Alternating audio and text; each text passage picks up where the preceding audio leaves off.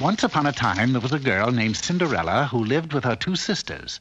Every night, the two sisters would dress up and go into town where they were popular and sought-after scrubwomen. Night after night, Cinderella would stay home doing the chores. It's work, work, work. All the time work. Then, one day, she heard a strange little voice. Cinderella! Cinderella! Who left that screen open again? Hey, watch it, hold it. I'm your fairy godmother. Oh, boy. All right, change me. Huh? Do me over, you know, the gown, jewels, carriage, glass slippers, and like that. Oh, you mean this model? Yeah, that's it. Of course, my dear. Just sign here. Sign what? It's our little contract. I'll give you all these things. I'll sign. There you are. Fine.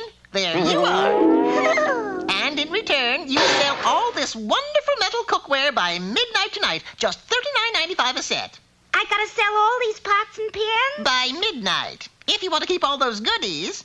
Even we fairy godmothers have to make a living, you know. But there's only one man in the kingdom rich enough to buy this stuff. That's right, honey. Prince Fascinato himself. But Cinderella's fairy godmother didn't know much about royal finance, for the prince was, at that moment, saying to his prime minister, This balance can't be right, Frobisher.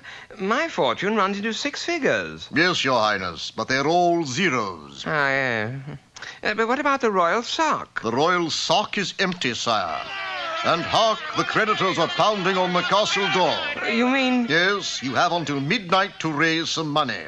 Lots of money. But, my dear Frobisher, how? How else? You must marry a rich heiress. By midnight? There's a ball at the castle tonight. Do your best. So, that night, the prince looked his guests over very carefully.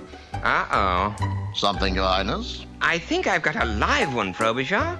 And so the prince and Cinderella danced for hours. You are the loveliest girl in my kingdom. Your eyes, your diamonds... Those were sure terrible beans we had for dinner. Beans? Now, with this skillet, you can cook the waterless way. Your teeth are like pearls. Your pearls like teeth. The price includes this oatmeal steamer. Let us go where we can be alone, darling. So the prince and Cinderella sought out a moonlit seat in the garden. Oh, how long I've searched for a girl just like you. Since this afternoon, as a matter of fact. And I know you're my kind of guy. Real spender. Psst! Hurry. What about the creditors? I can't hold them off past midnight. Psst. How's it going, dearie? I'm just about to close the sale. Tell him about our layaway plan. You've only got an hour left. So the prince and Cinderella continued to speak of love and saucepans until almost midnight. Such grace, such beauty, such real cash value. Will you be mine? There's no vitamin waste, see? And they scour clean in a jiffy. You've got just 2 minutes. You have just 2 minutes. Say yes, my love. What's $39.95 to a sport like you? Show him the egg poachers, dearie. Only 70 cents extra. Give her the bended knee bit. It's almost midnight. Of course, in such close quarters, the prime minister and the fairy godmother were bound to meet sooner or later. Your servant, madam. You're cute, honey.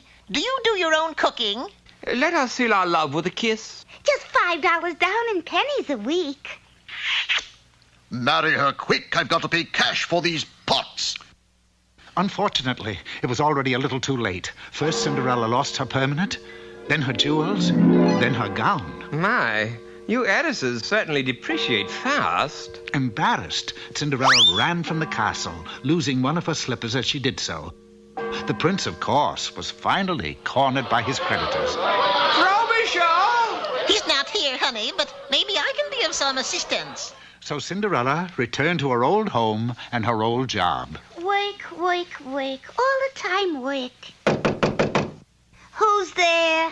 How do you do, miss? I know who you are. You're the prince. Yes, it was the prince. Real love had triumphed at last. The world became alive to the tempo of romance. The birds and the bees sang out. 1,000 stars fell on the lovely young girl and the handsome prince. Young lady, I have here... I know. You have my slipper. Now, as a matter of fact, it's brushes. Brushes? Yes, some old lady has me selling them door to door. I told you, honey. I've got to make a living somehow.